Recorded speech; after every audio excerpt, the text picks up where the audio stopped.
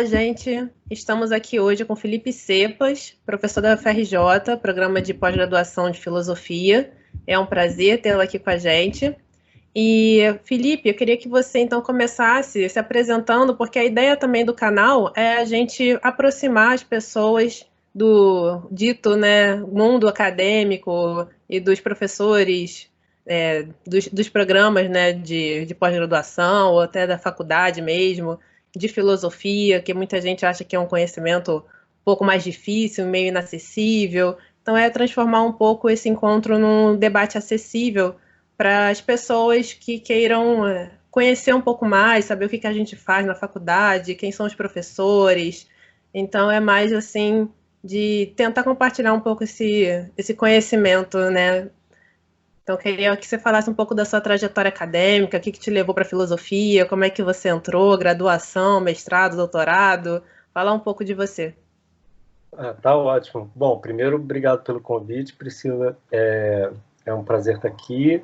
E, bom, acho que minha trajetória ela foi um pouco errática, eu diria, assim, e, e, e eu fiquei pensando sobre, né, quando eu penso sobre o que valeria a pena falar, apresentar dessa trajetória, eu acho que tem dois aspectos. Eu tenho meu gatinho aqui que quer participar ativamente da conversa, ele não para quieto, mas pensando em dois aspectos que eu acho que são interessantes, assim, de você pensar sua trajetória. Eu acho que um é um pouco um testemunho, né, de uma geração, sobretudo dos mestres, né, dos professores que cruzaram o nosso caminho e que são importantes e que eu acho que vale a pena falar sobre eles.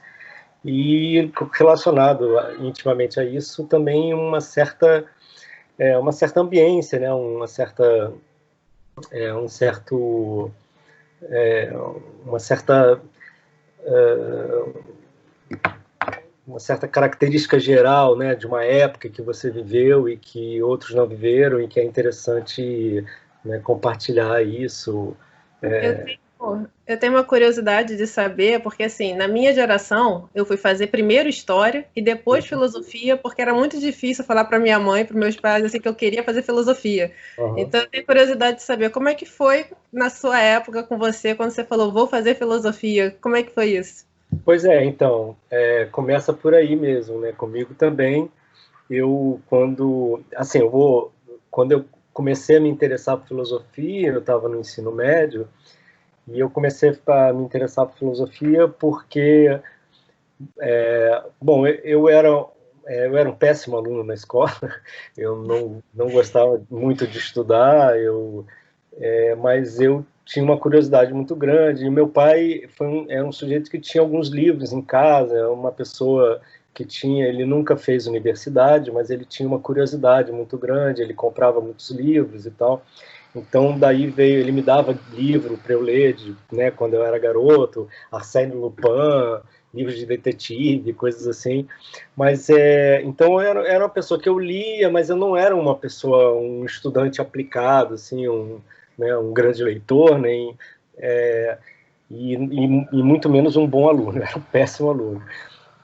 Tanto que eu repeti a sétima série duas vezes, né, Nossa, a sétima série. 3 vezes a sétima série, que é o momento em que você está no auge da adolescência, né, dos descobertas e tal. Bom, Pré-adolescência, eu já dei aula para o sétimo ano, e a gente sempre joga que o sétimo ano é sempre aquele que faz aquelas piadinhas, assim, que leva para o duplo não, é um sentido. horror, um horror. Mas, enfim, e ainda mais na época da ditadura, né? Eu estava num colégio muito tradicional, com professores muito caretas, muito tradicionais, e, e eu lembro que eu me deparei com um livro do Albert Camus, O Mito de Sísifo, no sebo. Maravilhoso. Eu tenho esse livro até hoje, caindo aos pedaços, e era uma edição portuguesa. E eu lembro que eu fiquei apaixonado pelo livro, né, que trata da questão do suicídio, né, aquele jovem Já perturbado. foi uma questão existencial logo, né? Tipo, o principal problema da filosofia é o suicídio. Exatamente.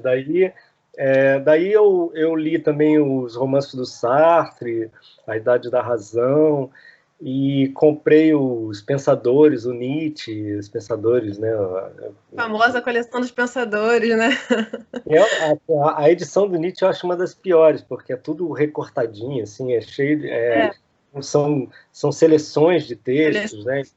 Tem até boas traduções ali, mas é uma seleção de textos meio caótica, assim.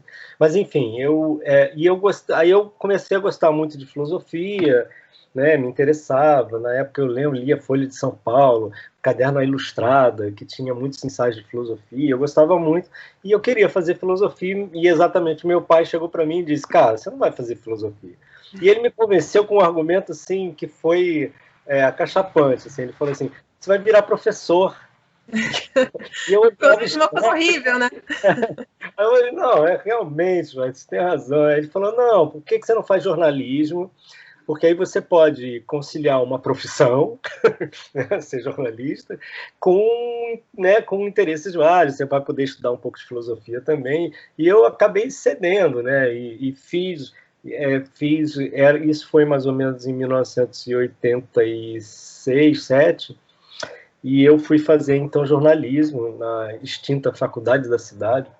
Quer dizer, eu botei minha primeira opção, naquela época era vestibular, tinha opções, né? Eu botei primeira opção para o UFRJ, mas não passei, aí parei na Faculdade da Cidade. Mas, mas aí nessa época, o curso de jornalismo me decepcionou muito, achava muito chato, achava muito raso. E aí começo, então, falando sobre um primeiro professor que foi importante na minha trajetória, porque nessa época eu tinha um grupo de música experimental, a gente só fazia barulho, com um amigo meu, que é o Luiz Costa Lima, que era filho do...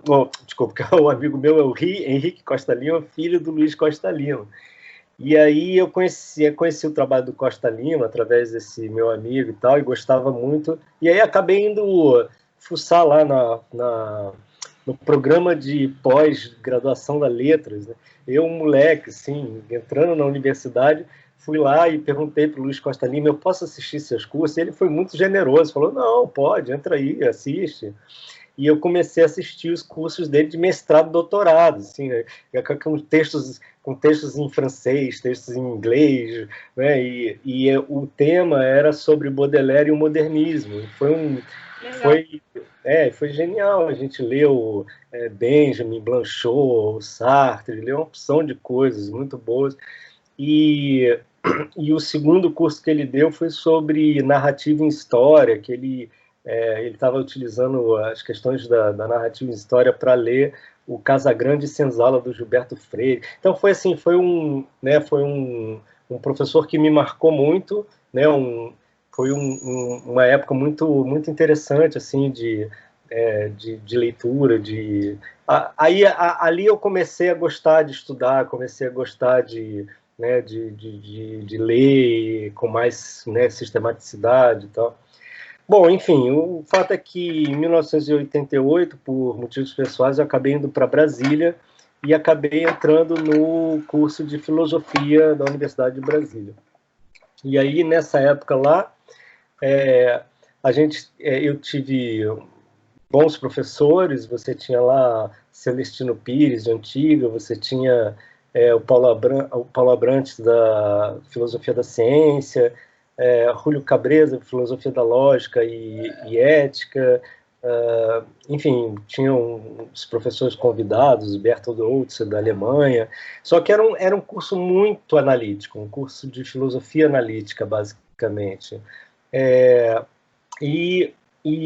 Bom, e lá, enfim, você tinha, digamos, o professor que me marcou mais lá, eu acho que foi o Júlio Cabreira, que é um professor que tem um trabalho muito, muito potente, muito, muito importante, e ele trabalhava a lógica de uma forma bastante não ortodoxa, né?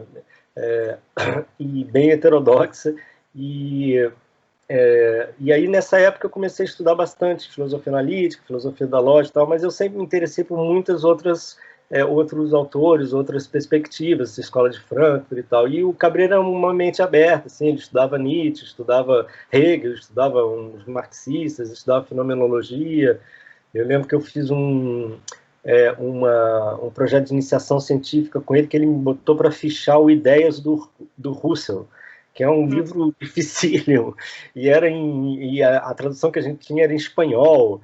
Então, assim, mas foi muito formativo também, né? Esse tipo de, né, você entrar num projeto de iniciação científica, se colocando, né, um desafio desse e tal, é algo com o qual você aprende muito e tal.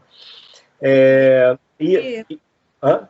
Não, é legal que as pessoas às vezes falam, profissão de professor, mas as pessoas que mais marcam a nossa vida são os professores, né? E quando a gente entra dentro da faculdade, aparece um professor que tem uma pesquisa, você começa a pesquisar também, aí você começa a se apaixonar por aquilo. Então, realmente, os professores, eles têm uma importância muito grande, né? Na nossa formação e para onde a gente vai, acaba indo, né? Mas eu não queria ser professor, e eu na verdade, eu só comecei a me interessar realmente pela questão de ser professor e a questão mesmo da educação e do ensino de filosofia no mestrado. Até então, eu queria fazer pesquisa, eu não queria saber nada de ser professor. Para mim, professor era um mal menor, que era tipo uma coisa que você tem que fazer para sobreviver, mas que, na verdade, o legal era a pesquisa. Mas isso, né, para mudar, demorou um tempo. Lá em Brasília também, eu acho que é interessante de mencionar, né, um filósofo, que é um filósofo português, que foi muito importante na Universidade de Brasília, e que é um filósofo, às vezes, que eu acho que é pouco conhecido, né, que é o Eudório de Souza.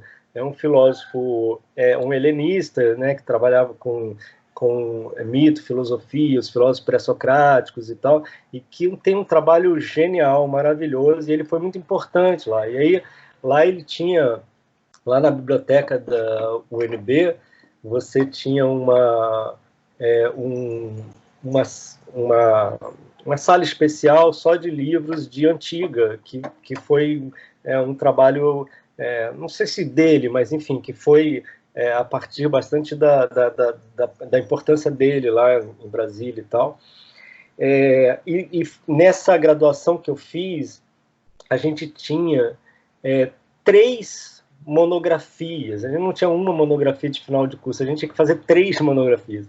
Uma, mais ou menos no primeiro terço do curso, que era fazer de Antiga, outra no segundo, né, segunda parte do curso, fazer uma monografia de Moderna, e a terceira, Contemporânea. O bom é que faz com que você saiba um pouquinho de cada uma, né? Porque às vezes as pessoas pegam, só sabe contemporânea, só sabe antiga, e aí você fica sem conseguir se relacionar as coisas.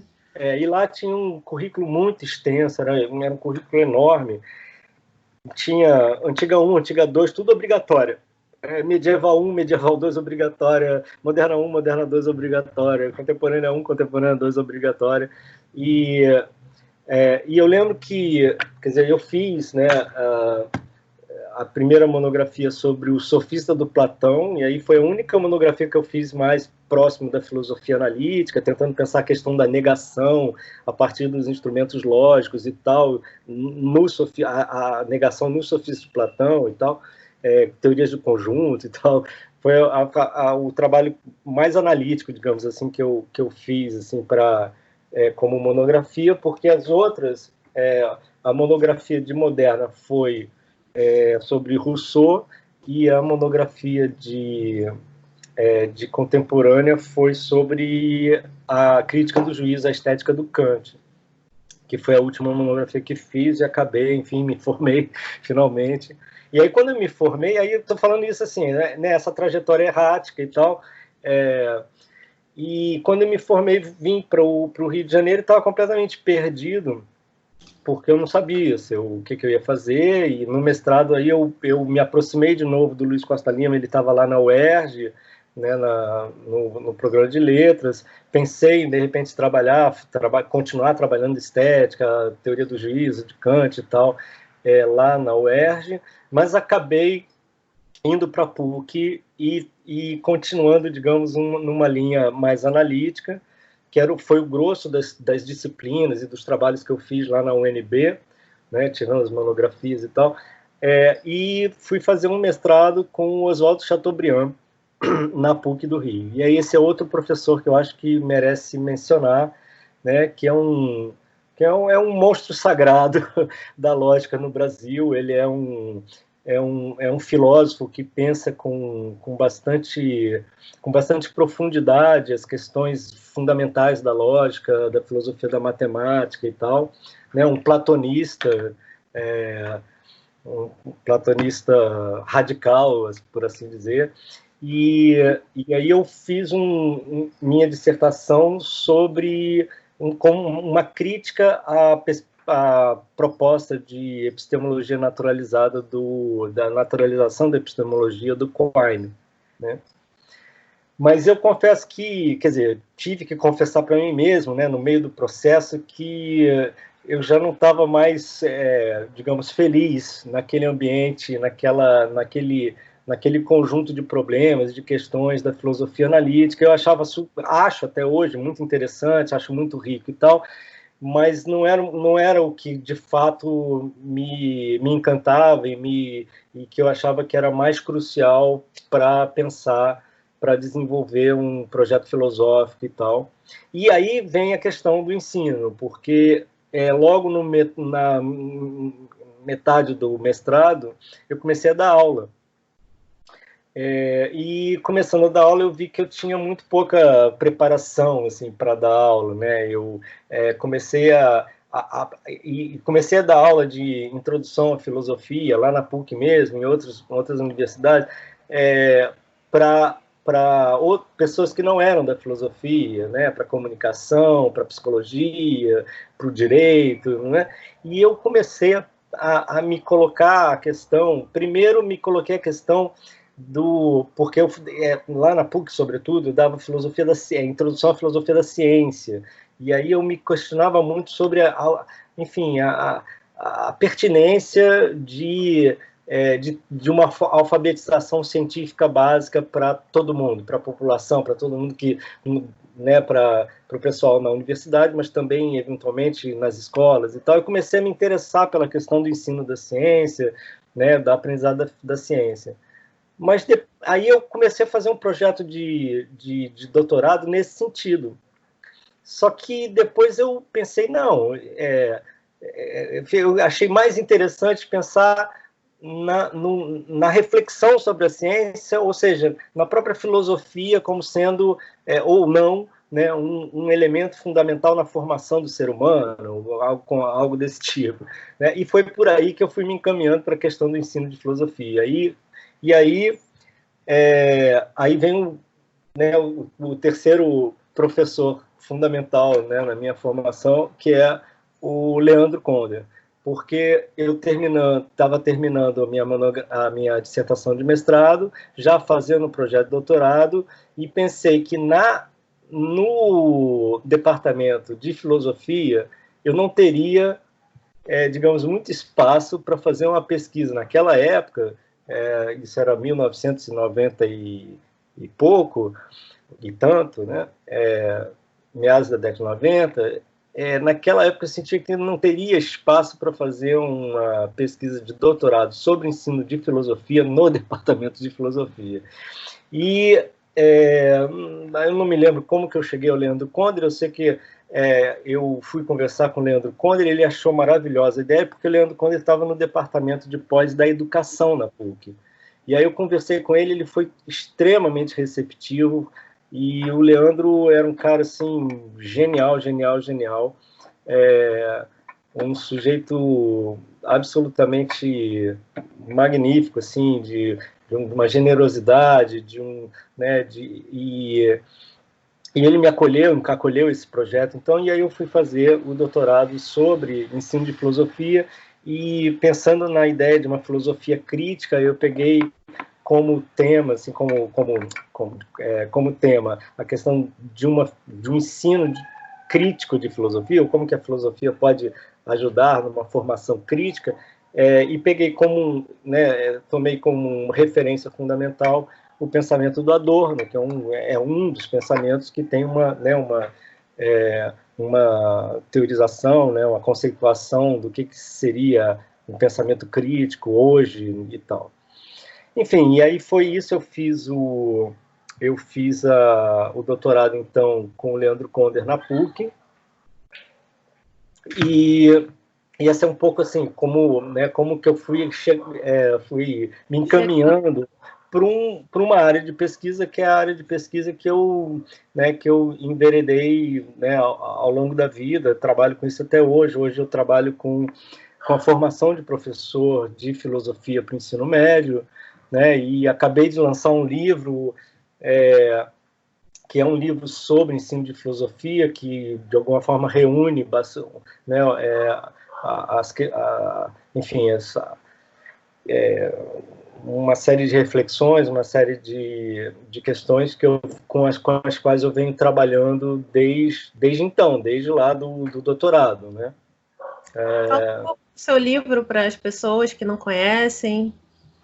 Então, o livro se chama Ensaios de Filosofia nos Trópicos, Questões de Ensino-Aprendizado, e é um livro que reúne textos que foram escritos mais ou menos desde 2005 até 2013, por aí, que eu reuni, né, rearrumei, de modo que ele tivesse assim, uma consistência, assim, não fossem simplesmente ensaios soltos, mas são um pouco também de ensaios soltos, mas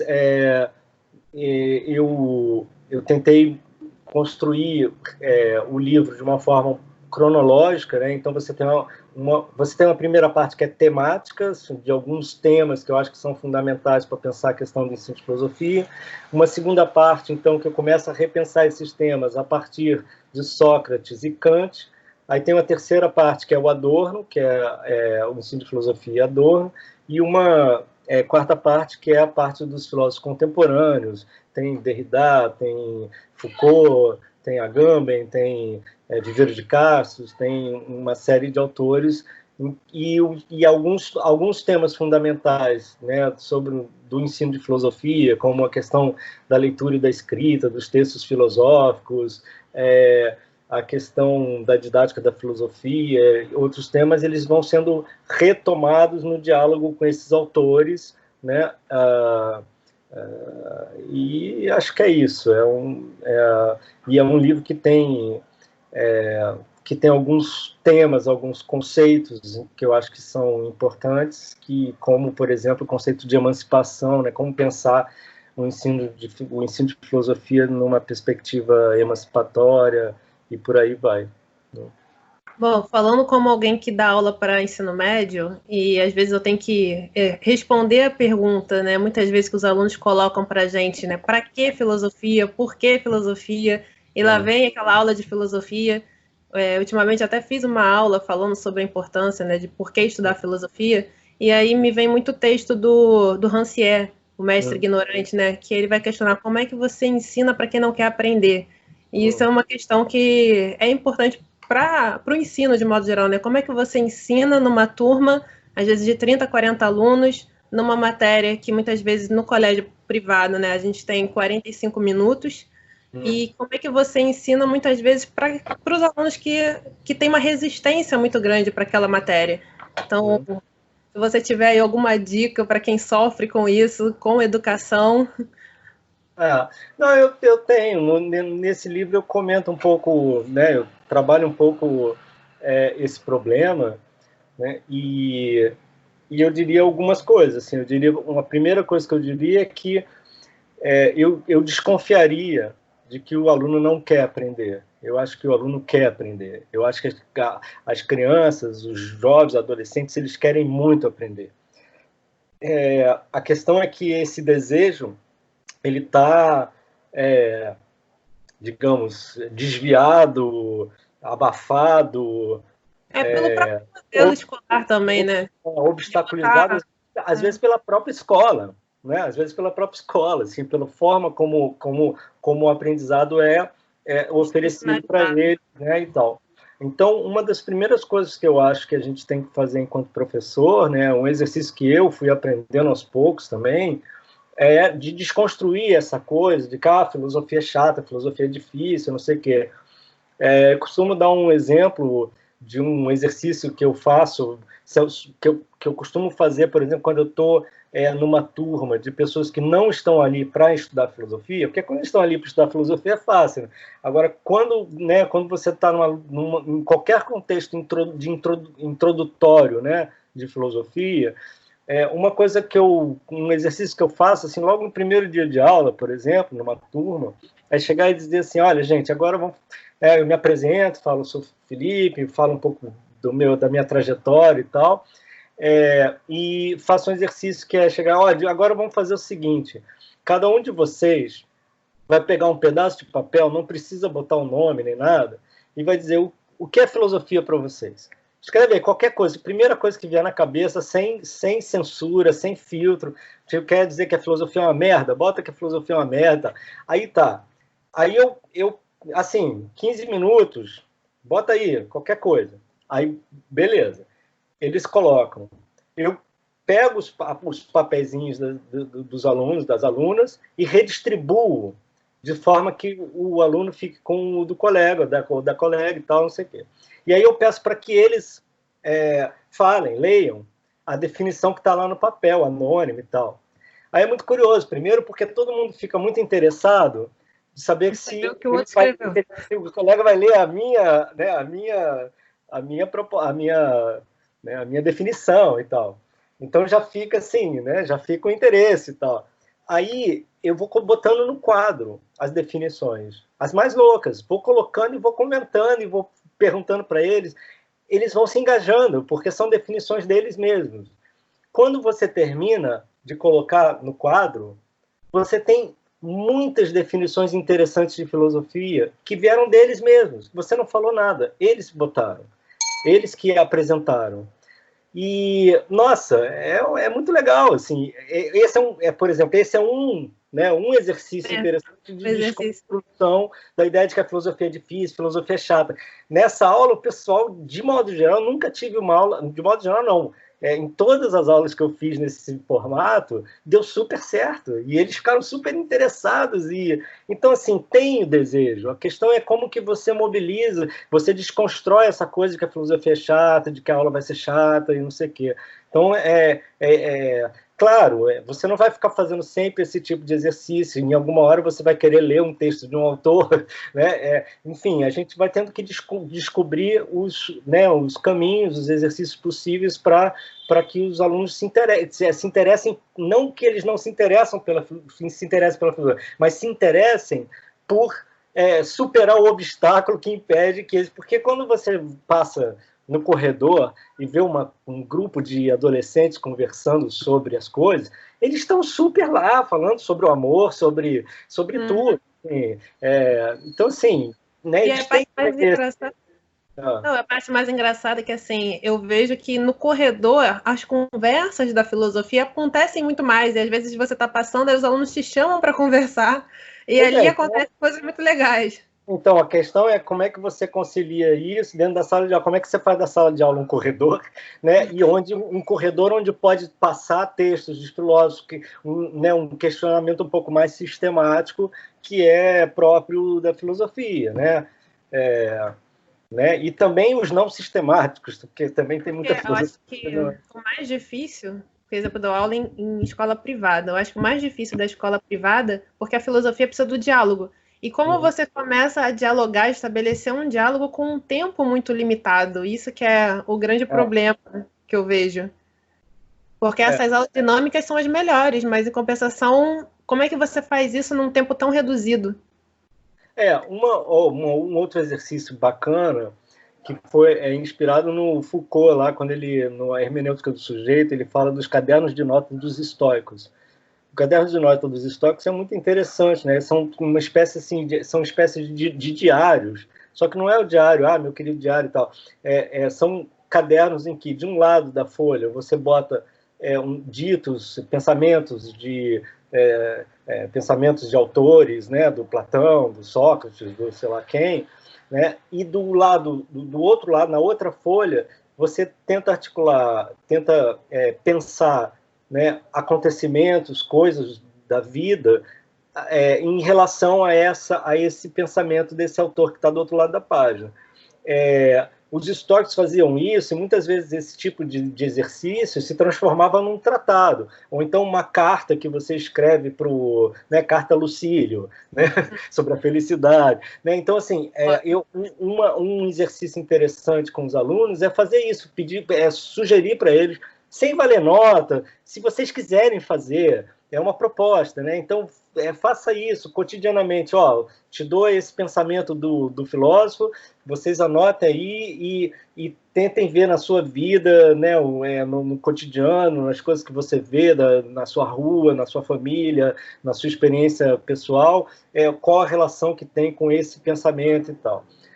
Tem uma série de TV, o Merli, que é toda baseada um pouco nisso, né? Quer dizer, sempre que o tema que o cara está dando tem a ver com os conflitos que estão rolando na escola, entre os alunos e tal, não sei o quê. É meio esquemático, mas é um outro exercício possível. Enfim, tem vários exercícios possíveis que a gente pode fazer que o cara vai fazer, né, o aluno, a aluna vão fazer esse exercício fora da sala de aula e vão trazer, e eventualmente quem quiser vai poder ler para os colegas, a gente vai poder trabalhar a partir desse exercício com quem se dispor a fazer. Enfim, tem vários caminhos possíveis para fazer, né, para fazer isso. Legal que você vai dando iluminações para os professores que estão aí lidando, porque os alunos eles chegam e falam para a gente, né? Para que isso? E demonstram insatisfação. Mas uma coisa que eu também queria conversar com você, que assim, a educação superior, na nossa matéria, né, que são consideradas matérias mais teóricas, e aí mesmo que você esteja fazendo uma graduação, e eu estou falando o público das instituições privadas, né, de ensino superior. Então, mesmo que você faça a graduação presencial, ela tem a possibilidade de colocar, acho que agora entrou até 40% à distância. E aí as matérias de humanas, né, filosofia, aí você pega filosofia do direito, ética, sociologia, todas essas matérias são ditas assim mais teóricas, eles estão colocando online. E aí eu queria que você falasse assim, como é que você vê um ensino de filosofia, que é um ensino muito do diálogo, né, do contato com o aluno, do pensamento conjunto, sendo colocado num ensino à distância, que muitas vezes algumas faculdades têm aula gravada, outras não têm nem aula gravada, tem somente a apostila, e o professor ele só corrige os exercícios, né? Não tem muito pouco diálogo, muito pouco encontro. Desculpa. Então, como é que você vê esse movimento, que é um movimento que está entrando em várias universidades privadas, né? De botar as matérias ditas teóricas à distância, como se a gente só falasse de uma teoria que pudesse, então, estar simplesmente longe, né, do aluno, da presença presencial do aluno, né? Cara, isso é um absurdo, né? Para mim, isso aí é uma fábrica de as pessoas ganharem dinheiro, assim, é uma babaquice, assim, porque é isso, né? A aula de filosofia ela não acontece sem essa troca, sem o corpo, sem a presença mesmo numa sala de aula, né? Uma certa ambiência que se cria no olhar, né? Assim, tudo bem, aqui, por exemplo, a gente está se vendo e tal, tem uma troca, mas é uma outra coisa quando você está reunido num grupo, em sala de aula, com a possibilidade de questionamentos, com os silêncios, né, com toda a ambientação de uma sala de aula que é fundamental para o trabalho com o conceito, é fundamental. Assim. É claro que eu não sou contra o ensino à distância, eu acho que tem seu lugar. Sei lá, eu nunca parei para pensar 30%, 20%, não sei, mas assim, tem o seu lugar. Agora, também, para que haja um ensino à distância interessante, a pessoa tem que estar minimamente preparada para isso, né? Tem que haver todo e, sobretudo, o professor e os alunos, eles têm que ser protagonistas na elaboração mesmo desse ambiente virtual, digamos assim. Se é uma coisa feita por uma outra pessoa, num formatinho em que o professor está lá só para sei lá, reproduzir ideias e os alunos simplesmente... Esse é típico da educação que o Paulo Freire chamava de educação bancária, né? É ridículo, não faz o menor sentido, né? Você perde toda a dimensão, várias dimensões, a dimensão afetiva, a dimensão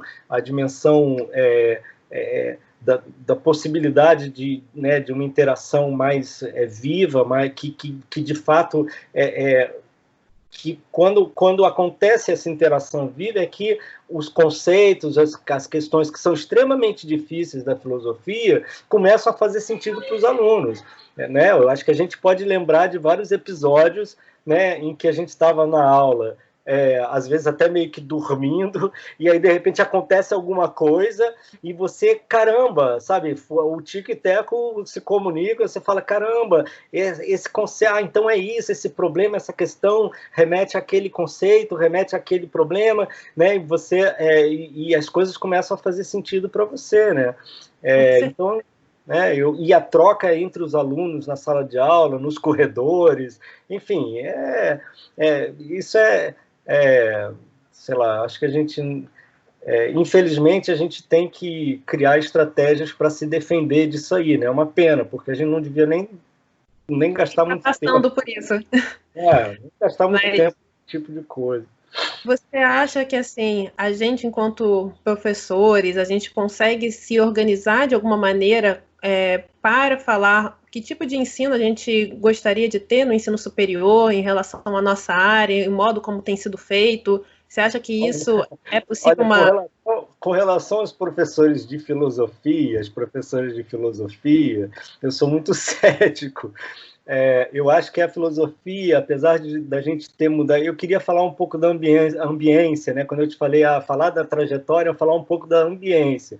Eu acho que a ambiência, né, desde que eu entrei como aluno na graduação de filosofia até hoje, eu acho que a ambiência, né, dos departamentos de filosofia, da comunidade dos filósofos, da Ampof e tal, melhorou muito de cá para lá, né? Ou de lá para cá, desculpa.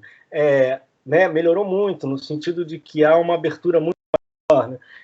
A gente, eu me lembro que, bom, durante muitos anos, né, os colegas, professores, né, que faziam parte dos comitês de avaliação da CAPES, não sei o quê, eram muito sectários, eram muito, né, eles tinham, eu sei o que é uma boa filosofia e quem não faz assim não é filosofia, é perfumaria, não sei o quê. E hoje em dia eu acho que esse tipo de atitude é até mal vista no meio acadêmico, né? Eu acho que ainda tem muito o resquício disso aí, mas eu acho que melhorou muito, né? Eu lembro que eu trabalhei durante um tempo, assim, né, digamos, num certo limbo, quando eu terminei o doutorado até entrar na UFRJ, eu trabalhei numa universidade particular que era a Gama Filho.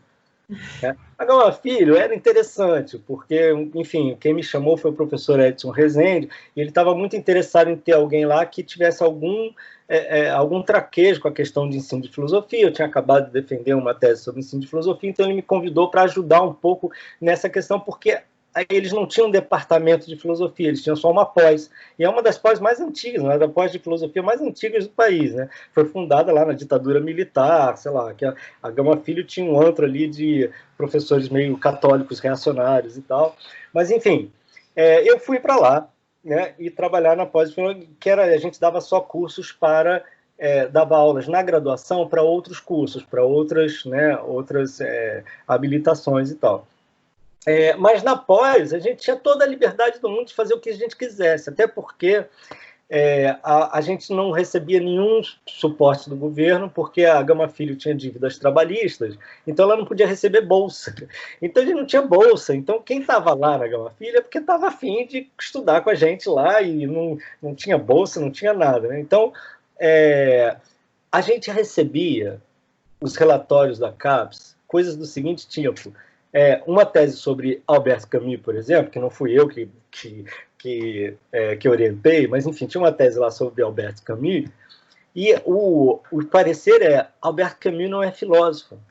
Aí tinha um outro parecer que Nietzsche não é filósofo. Tinha um outro parecer, Bataille não é filósofo, mas com essas palavras. Aí você fala, cara, quem é você para dizer quem não é filósofo? Sabe que Bataille não é filósofo, que Nietzsche não é filósofo? Que estupidez é essa? Só porque você é analítico, ou você trabalha Descartes, ou você trabalha sei lá o quê? Ah, vá a merda, entendeu? É uma coisa assim, grotesca, sabe? A gente teve que conviver com isso durante muitos anos. Eu acho que hoje em dia o ambiente é muito mais interessante, muito mais arejado, né?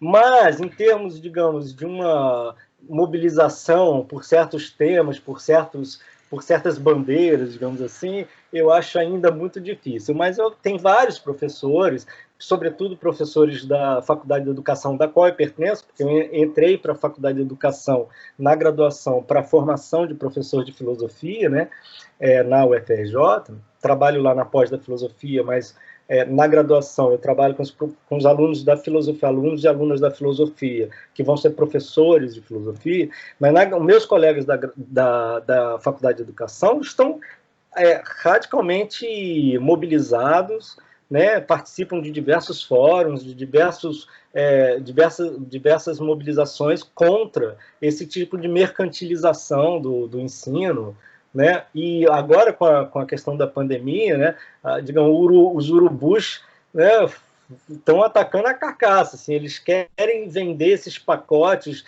pré-prontos de educação à distância a todo custo, né? Ganhar dinheiro, o dinheirinho deles, né? Então é um inferno, a gente tem que conviver com esse tipo de ataque, e se a gente não, de fato, não se mobilizar enquanto professor, enquanto aluno, enquanto pessoas preocupadas com o ensino nesse país, a coisa vai de mal a pior, porque se o ensino presencial já é falho, a educação à distância vai ser pior, vai ser bem pior. Não se engane. Não se engane. Para a maioria da população, a educação à distância vai ser um desserviço no sentido de prejudicar ainda mais a possibilidade dos alunos, das alunas, de se engajarem, né, num processo minimamente razoável de formação escolar. Esse canal, na verdade, eu chamei os alunos que eu dou aula numa faculdade que é EAD, é ensino à distância. Eu chamei os alunos para participarem do canal justamente porque a gente tem pouco contato, pouca interação, e é um problema, porque, na verdade, a gente assina a nossa carteira como tutor, então a gente não é professor, a gente é tutor. E a tutoria, ela não tem uma legislação em si, não tem uma ideia de dizer o que pode ou o que não pode. Então, por exemplo, a gente pode ter turmas super cheias, e aí eu estou falando de turmas de 300. Que isso? Então, assim, não existe uma organização do que pode e o que não pode. Como, por exemplo, já aconteceu, não na instituição que eu estou, mas em Saber de Jornal, aquela Laureate, que trabalha com robôs, ela não tinha nem professores. Então, assim, o ensino à distância, do modo como ele tem sido comercializado, a gente não sabe a quantidade de alunos por turma que cada professor tem, se de fato é um professor, como é feito esse ensino, quem faz as apostilas, porque eu vejo aparecer muito, às vezes, propaganda não, anúncio de conteudista de material para pós-graduação, para graduação, e a especificação disso é alunos a partir do 5º período da faculdade. Ou seja, um aluno de 5º período pode produzir um material para graduação. Então, assim, é umas coisas que não tem legislação e a gente fica vendo as coisas acontecerem e olhando, gente, mas no MEC não vai fazer nada. E aí hoje a gente tem esse ministro da educação. Ao contrário, ele vai só estimular mais a destruição total do sistema de ensino, né? E você viu que ele... Aliás, qualquer um que entrar nesse governo Bolsonaro aí, né, a ideologia deles é o quê? É privatizar tudo, assim. Estado mínimo. Estado mínimo. E justamente para entrar as universidades privadas, oferecendo eles estão preocupados com guerra ideológica, caça às comunistas. É uma palhaçada isso aí. Exatamente, mas aí sucateia uma faculdade pública que oferece um ensino de qualidade e coloca no mercado um monte de faculdade privada que muitas vezes não oferece o ensino de qualidade que a gente tem na faculdade pública e, ao mesmo tempo, é uma comercialização e uma venda de diplomas, né? Que as pessoas cursam e conseguem seu diploma, mas de que maneira é feito esse ensino que, no final das contas, a gente ensina?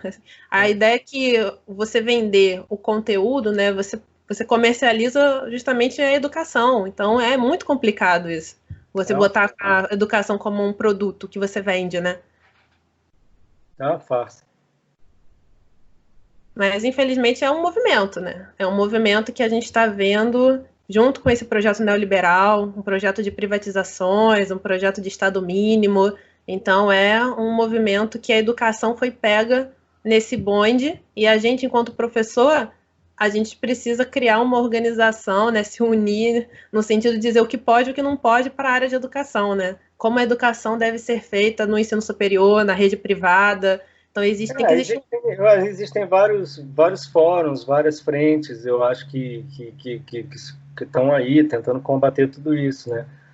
Mas é isso, esse grupo que chegou aí ao poder, eles estão com a máquina pública, né, com a máquina estatal na mão, e eles estão fazendo um estrago federal. Então, assim, agora para ir, assim, também em algumas secretarias estaduais, em algumas secretarias municipais. Então, agora a gente vai ter...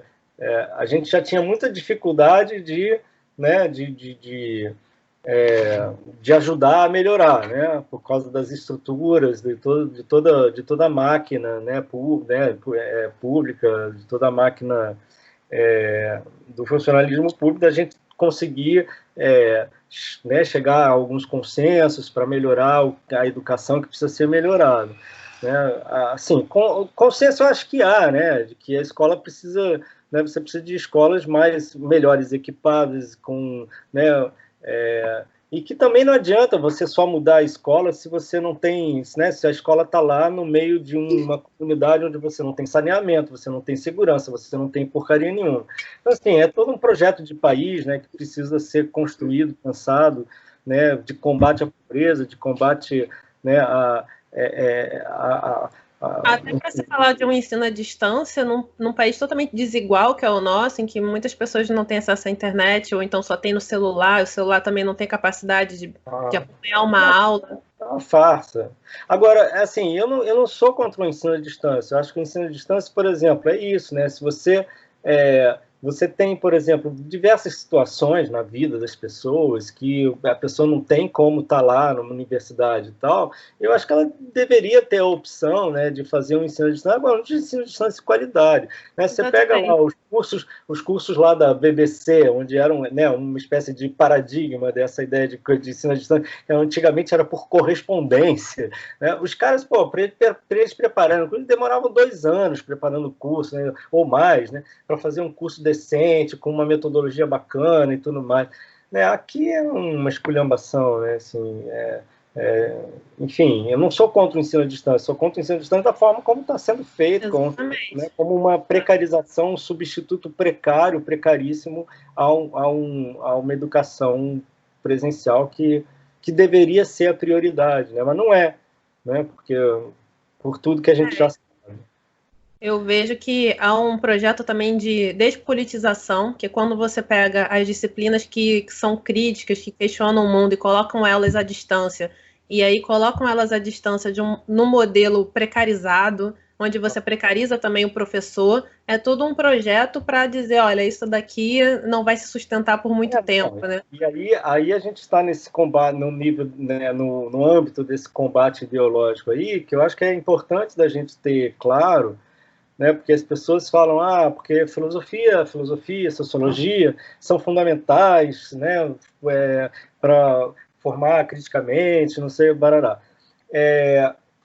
Tudo bem, a filosofia é tão importante quanto as outras disciplinas e tal, né, mas eu percebo que as pessoas tentam defender a filosofia com base na sua, digamos, na sua... na sua aceita, no seu valor aceito, sim, socialmente. Só que esse valor não é aceito socialmente por quem está combatendo a filosofia, a sociologia, entendeu? Então, esse tipo de embate, ele tende a ganhar uma certa dicotomização, uma certa ausência de fricção, porque fica nós, de um lado, dizendo a filosofia é importante, essa é uma opinião unânime de que a filosofia, a sociologia são importantes para o pensamento crítico, que ela é incontestável, que ela é indubitável, mas esses caras que estão atacando em nome de um combate ideológico completamente louco, extraterrestre, né? Parece que eles vieram de, sei lá, de que planeta, que eles estão falando de comunismo no momento desse. Aí, qual é a arma deles? Eles falam, não, vocês são doutrinadores, vocês são esquerdistas, vocês são comunistas e tal. Eu acho que a gente tinha que partir para o ataque e dizer, sim, nós somos doutrinadores. Né? A gente tem certos princípios fundamentais, né, que formam uma doutrina mínima, muito geral, sobre, né, uma vida mais decente, sobre uma perspectiva de vida mais igualitária, né, que defenda o meio ambiente, sim, que defenda a solidariedade, sim, que é contra o caráter destrutivo, absurdamente destrutivo do capitalismo global, etc. Eu sou doutrinador, sim, nesse sentido, entendeu? E eu acho que aí é que o bicho pega, porque aí, você está me chamando de doutrinador, mas você também é doutrinador, você tá defendendo um outro tipo de visão do mundo, eu estou defendendo a minha. E eu acho muito importante ter claro também de que a escola, ela é um lugar já de pluralidade. Lá na escola, você vai ter professor que não vai defender os mesmos princípios que os meus, vai defender outros princípios. E a ideia é que o aluno não é uma tábula rasa, o aluno não é um imbecil, entendeu? Que a gente chega lá e diz, Karl Marx tem razão e eles vão virar marxistas. Não, os alunos têm vários professores diferentes que vão falar várias coisas diferentes e é parte do processo de aprendizado lidar com essa diferença. O próprio da democracia é esse. Então, assim, a gente tem que parar de tutelar os alunos, a gente tem que, digamos, combater esse tipo de ataque na sua raiz, assim, não ficar se defendendo, dizendo, a partir de uma suposta unanimidade em torno da importância da filosofia, mas é ir para o ataque mesmo, é entrar no mérito de certas questões que são de fricção com esse tipo de gente. O que eles querem? Eles querem tutelar o conhecimento alheio. Eles querem, por exemplo, que o aluno não seja exposto a um pensador marxista. Como assim não vai ser exposto a um pensador marxista? A um professor marxista? Por que não? Ele acha, assim, me prove que um professor marxista transforma qualquer um em marxista. Se fosse assim, se eles tivessem razão, a gente já teria uma revolução marxista nesse país. O que é uma bobagem, tudo isso, uma revolução marxista, tudo isso é tão primário, né? É tão raso, que não faz o menor sentido. Então a gente tem que atacar a gente tem que mostrar esse caráter raso e ridículo desse ataque, e a gente tem que se defender atacando mesmo. Tem uma doutrina, assim, uma doutrina de um projeto de sociedade mais decente. Né? A educação, se ela tem alguma importância, é para isso. Eu também acho que a educação sozinha não faz nada. Como diz Paulo Freire, novamente, que é uma espécie assim de inimigo número 1 para esses palhaços, né? Como diz Paulo Freire, né? A educação no mundo muda o mundo. Muda o mundo. Né? Quem muda o mundo são as pessoas. Né? Então, sim, é evidente. Né? São as pessoas a partir de toda uma experiência de vida, a partir de relações coletivas que são construídas. E a escola, nesse sentido, ela pode muito pouco. Ainda mais essa escola tão precarizada que é a nossa. Então, assim, acho que por aí eu começaria a estabelecer assim, os parâmetros de uma conversa sobre esse tipo de problema. Né? Exatamente, até porque se a gente fosse tão eficaz nesse projeto de educação, que seria essa ideia do iluminismo, né, de levar luzes, da racionalidade, de pensar o bem comum, a gente já teria feito uma transformação social, porque se a gente de fato fosse eficaz no nosso projeto, que é justamente um projeto que preza por igualdade, que discute desigualdade social, que preza pelo bem-estar social, se a gente tem coisas, valores, né, um valor para uma vida melhor para todos, e aí todos inclui justamente... Além do mais, é um desconhecimento muito grande que essas pessoas têm do que seja filosofia, porque é isso, a filosofia, eles estão com uma imagem da filosofia, seja uma filosofia, né, de uma sectária, de esquerda, que vai tentar arrebanhar os soldados para a revolução, ou seja mesmo, como você disse, uma perspectiva iluminista que acha que o saber vai iluminar as pessoas e as pessoas vão agir de uma forma correta. Né? No meu livro, eu começo com a Hannah Arendt, né, com essa ideia de que a filosofia ela não traz o bem, ela traz problematização, ela traz, ela não traz o bem para quem quer que seja. A filosofia é um pensamento abstrato, né? É uma das concepções de filosofia. É o que o Deleuze fala, né? Faz sofrer. Faz sofrer. Né? Ela é um diálogo do eu consigo mesmo, né? Ela não tem soluções para os problemas da sociedade e tal. Claro, tem gente que pensa diferente, mas não mas aí que está. Essas pessoas, elas são com todo o respeito que eu tenho por essas perspectivas, que acham que a filosofia vai ajudar as pessoas a resolver problemas, né, a salvar o mundo, né, mas essa não é predominante entre nós. Né? Predominante entre nós são pesquisas muito difíceis, complexas, sobre problemas que são difíceis e complexos e tal. E, assim, isso não quer dizer também que a filosofia não tem o seu lado consolador, o seu lado, né, de ajudar as pessoas a viverem uma vida melhor. Essa dimensão ética e a dimensão política emancipatória, eu acho elas fundamentais. Mas elas não são diretas, assim, elas não são baseadas em nenhuma receita, né? Ao contrário, elas são perpassadas por uma série de dúvidas, por uma série de questionamentos bastante intrincados, que cabe a nós, enquanto professores, também apresentar aos alunos, apresentar as dificuldades, né, apresentar a dificuldade, o que é você pegar hoje o Rousseau, o Voltaire, o próprio Marx, ou sei lá, o Adam Smith, né, e apresentar para os alunos e mostrar os problemas que estão ali intrincados nesses pensamentos, né, nessas intuições filosóficas, nos conceitos e tal. Né? É isso que a gente faz. E a gente faz isso esperando, sim, de fato, que isso ajude as pessoas a viver melhor, mas a gente não tem a menor garantia disso. Né? A gente não tem a menor garantia disso. Então, né?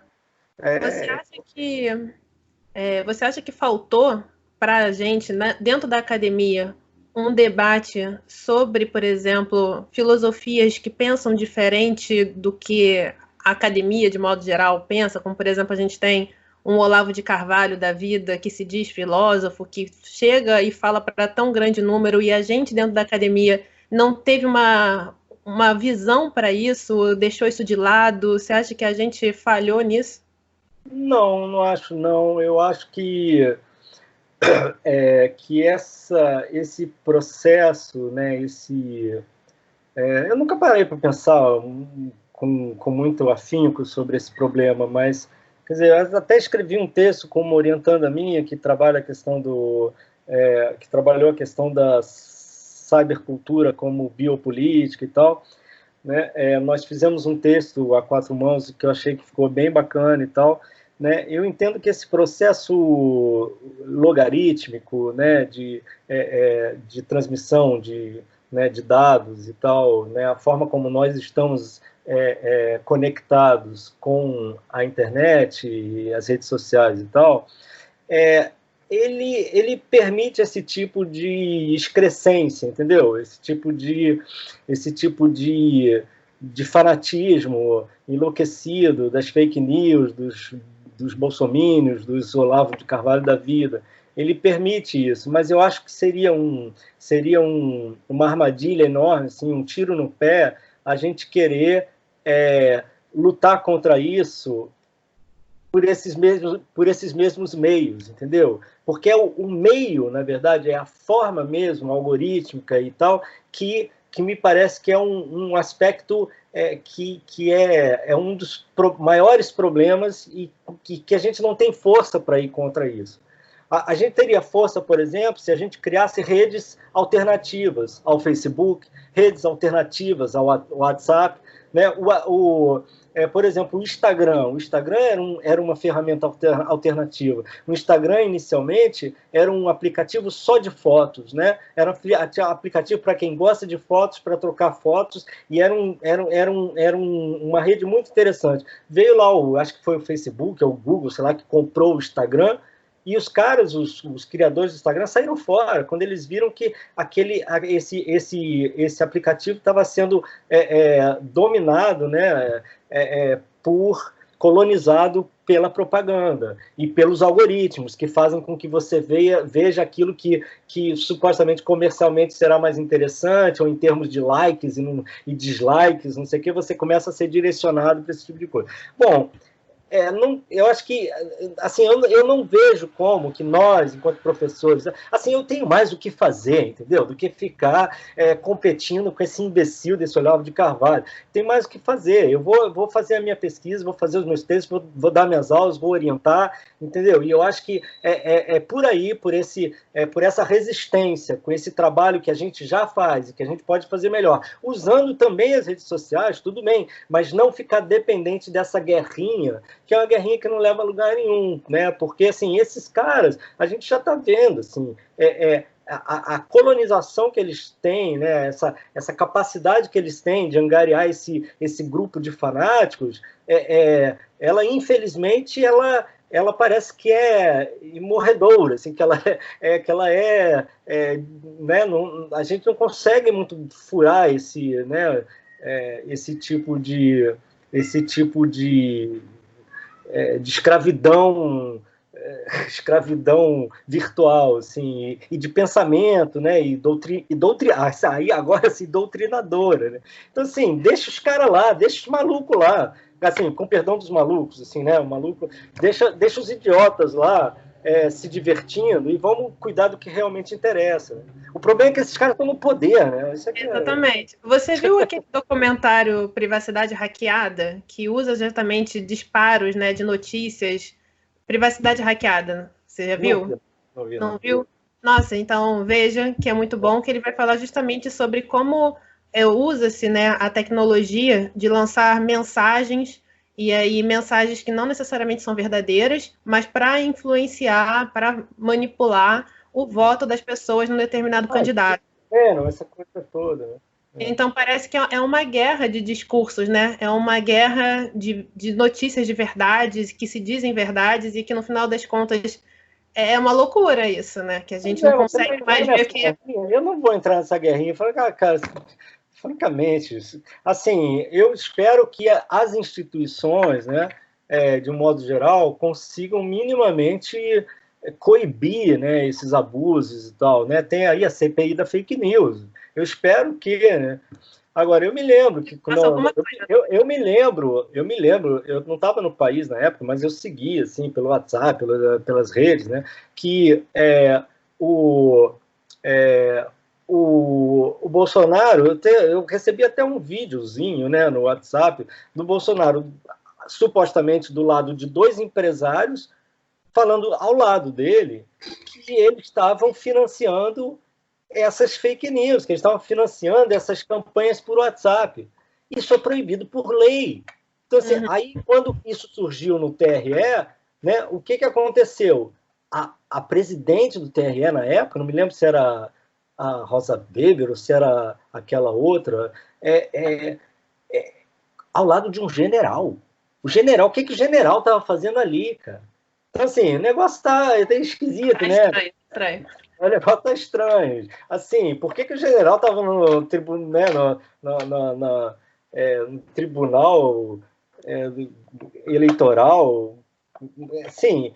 Agora, apesar disso, né, agora, pelo menos, parece que está havendo um movimento, né, das instituições de querer coibir isso aí, né?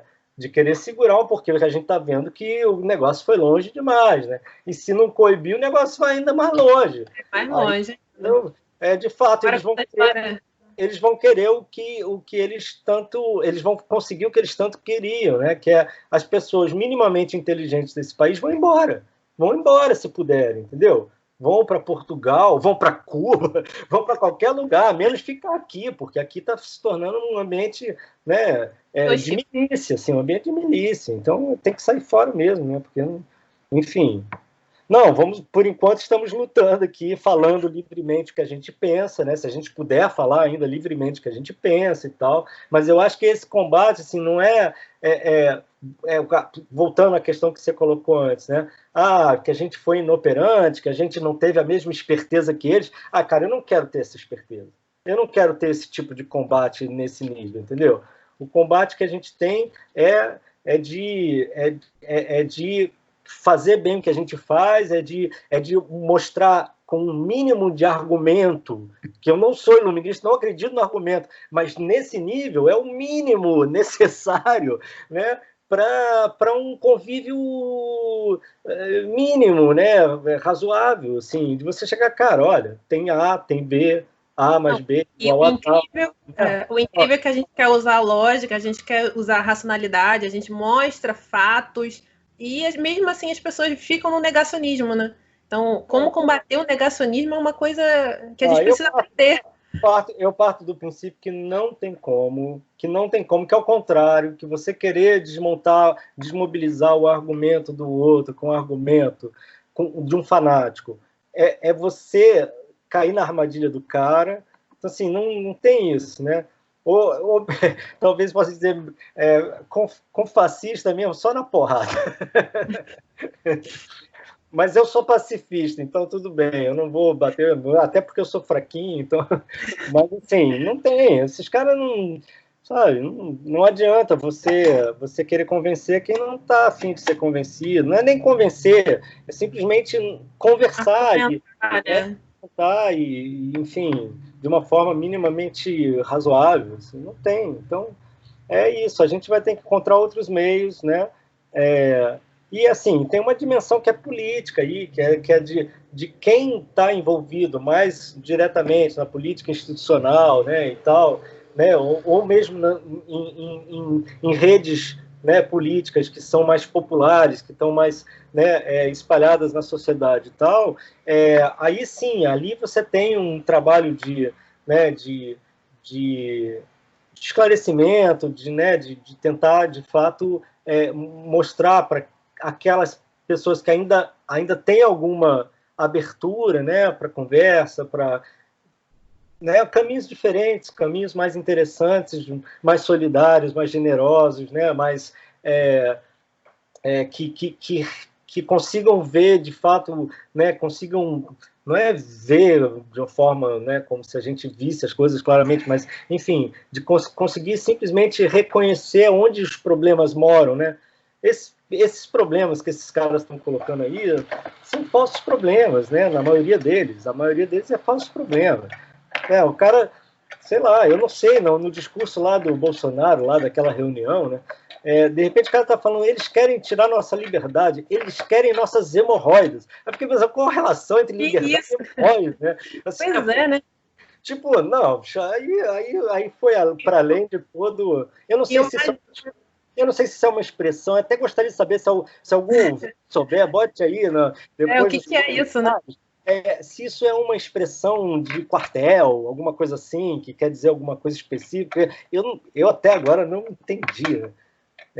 O Lau Weintraub também, dizendo a liberdade. Que liberdade? Defina, que liberdade? O que é isso? A Damares quer prender todo mundo. Então, é uma contradição, um show de contradição. Não, e eu fico meio em choque das pessoas não estarem todo mundo achando um absurdo. Porque eu não estou vendo essa mobilização das pessoas achando absurdo. Próprio do bolsonarismo, próprio de uma certa, também de uma parcela meio isentona da sociedade, enfim, de reagir, né, a favor do Bolsonaro e de ficar indiferente também, porque é próprio, foi o que fez o cara ser eleito, né? Então, a gente ainda, né, se não for certas instituições que podem botar um freio e mesmo tirar esses caras de lá, porque assim, ao meu ver, leigo que sou, né, acho que ali já tem, não só ali, mas antes, né, e mesmo antes das eleições, já tem crimes suficientes, entendeu? Crimes de responsabilidade, outros crimes suficientes, né? Ações que atentam contra a legislação vigente e que não permitem que esses cidadãos continuem nos postos que eles estão. Simplesmente assim, simples assim. Agora, você sabe que, né, a gente sabe que o reino da política, né, a velocidade das instituições, ela é difícil, né? Mas vamos ver, né? É uma pequena esperança, né? Felipe, eu queria te agradecer por a gente ter feito essa entrevista. É muito bom poder estar encontrando pessoas no meio dessa quarentena, conversando um pouco, para a gente não se sentir também tão solitário. E o bom também é a gente poder compartilhar essa sua entrevista com mais gente, para mais gente também poder se comover, se identificar, sabe, não se sentir também sozinho, porque às vezes a gente, nesses ataques todos que a gente sofre, às vezes a gente fica um pouco se sentindo meio solitário nisso tudo. Então, foi muito bom. Obrigada pela sua presença. Bom, também gostei bastante da conversa e, bom, espero que ela reverbere positivamente aí, né? E vamos em frente. Estou aqui sempre disponível. Tá bom, muito obrigada, hein? Valeu, obrigado por ter, Priscila. Tchau. Tchau.